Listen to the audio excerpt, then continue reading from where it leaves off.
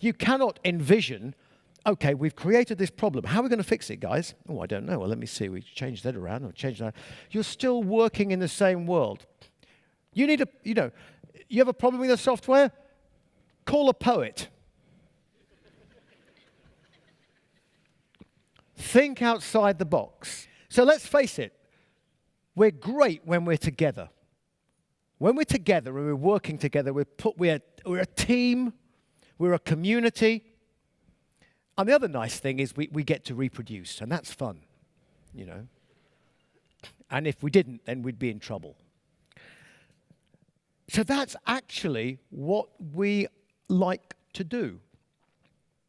And without my aviation business head-on, without my funny little businesses I've had that have failed in the past, like my fencing business and my firefighting business. That was 5 years old, by the way, when I was 5. I'll tell you about that later. And my business at high school, which was leasing pencils to people. It failed, sadly. I mean, great idea. There was a big demand. But then they stole all my pencils. And I said, give me my pencil back. He goes, oh, yeah, okay, maybe not. You know. So when we have this situation where it's all about people and it's all about, customers and things, what we want really is we want our customers to love us. So in my other business, my other guys, it's not really a business because it's a labor of love. Actually, your business should be a labor of love. In truth, I've always worked on the principle that I am going to try and live my life in such a way that I don't do things I hate. I accept I have to do them sometimes. But by and large, if I can avoid doing things that I feel, this is rubbish. I really don't want to do this. And that does not include you. I think you're all wonderful, by the way. I try and avoid. I've been very lucky. I happen to be the lead singer for Iron Maiden. That's pretty cool. So what we're talking about here is keeping value in what you do. Keeping value in your product, in your services. So what does that mean? It means being loyal to your customer base. It means delivering them things that are genuinely useful. You need to bring in the poet.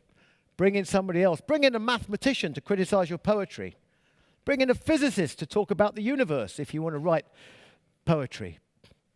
Maybe that will inspire you to think about things in a different way. It doesn't all have to be a one-way street, But how do we create in the first place? What are we actually selling? I was getting back to an emotional response to our systems, right?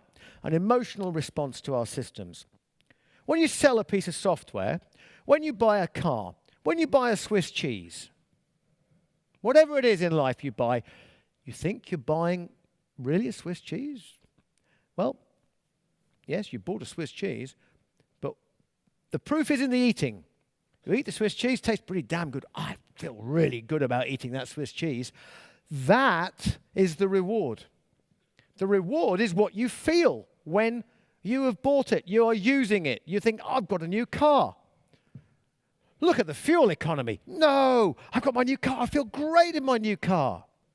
Start with anything interesting. Follow the trail. See what arrives. Bring it in. Talk to people.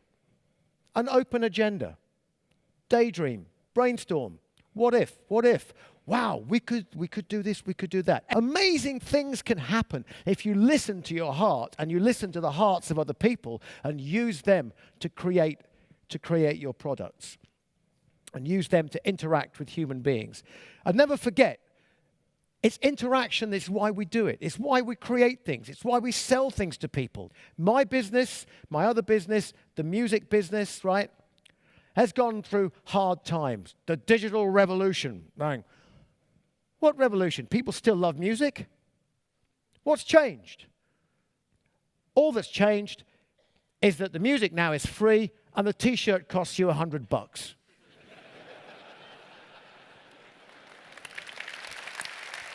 When you're in this music business world and people say, yeah, everything's different now, it's all digital. Take a step back and say, who are our customers? They're human beings. Have they changed? What are their needs? Have they changed? No.